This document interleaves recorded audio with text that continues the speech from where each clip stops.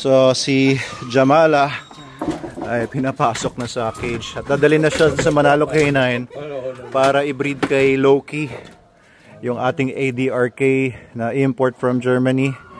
At ito naman si Jamala ay import in dam. Maganda ang magiging breeding nito. Ano, kaya mo ba?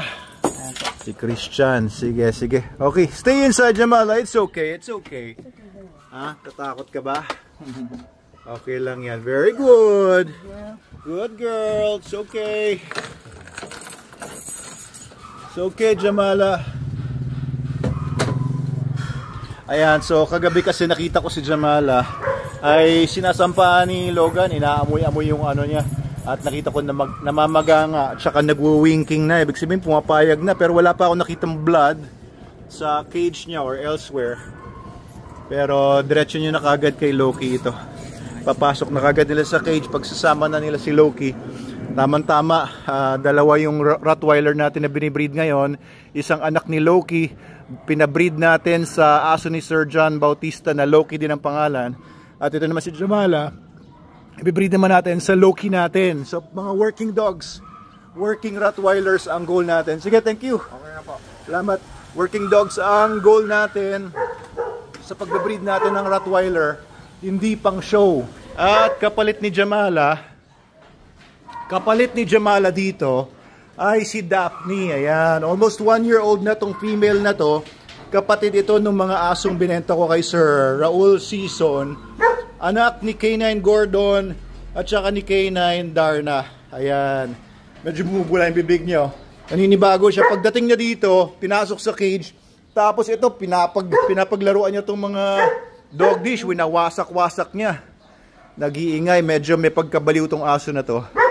Ite-training natin to. Medyo mahirapan siguro ako dito. Sobrang taas ng drive nito. Kaya feeling ko, sasakit muna ang ulo ko dito sa pagte-train. Pero matalino tong asong to. Ayun na si Jamala. Bye-bye, Jamala. Ito yung sinasabi ko, magpapasok ako isang dog dish. Tingnan nyo gagawin niya. Lalagyan ko ng tubig. Pero, yan.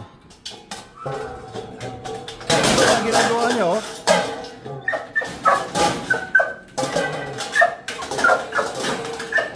Grabe, oh.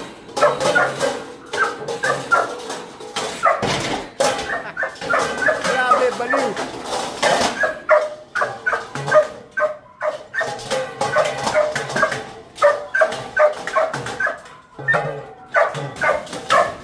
Wala pang training ito.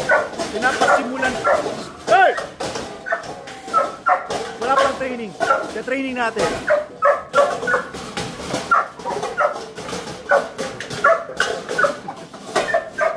Ano, Logan? Ano masasabi mo? Ha? Mahirapan tayo dito, no? O, mabubuhin pa tayo dito. Tayo naman dito. Ayan. Baliw, oh. Tuwa natin to. Uy, grabe. Hey! Tama na! Tama na! No!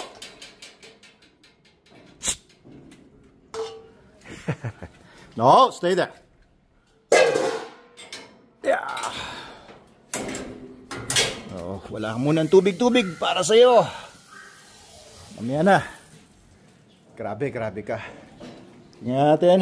Good girl. So, ang pangalan niya ay Daphne. Kapalit ni Jamala muna dito habang binibreed natin si Jamala doon. So, si Daphne naman ang dog ko dito ngayon. Very good. Sobrang hyper pero sobrang talino nito.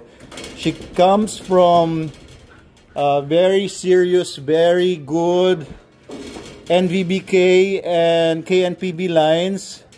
Ano, ang mga linya niya includes si Big Roy, na isa sa mga grand champion, super champion ng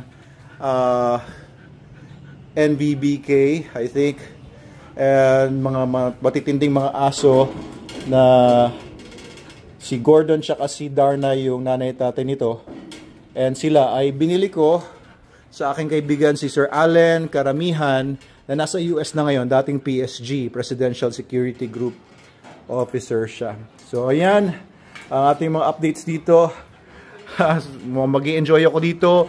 nasasakit ang ulo dito kay Daphne.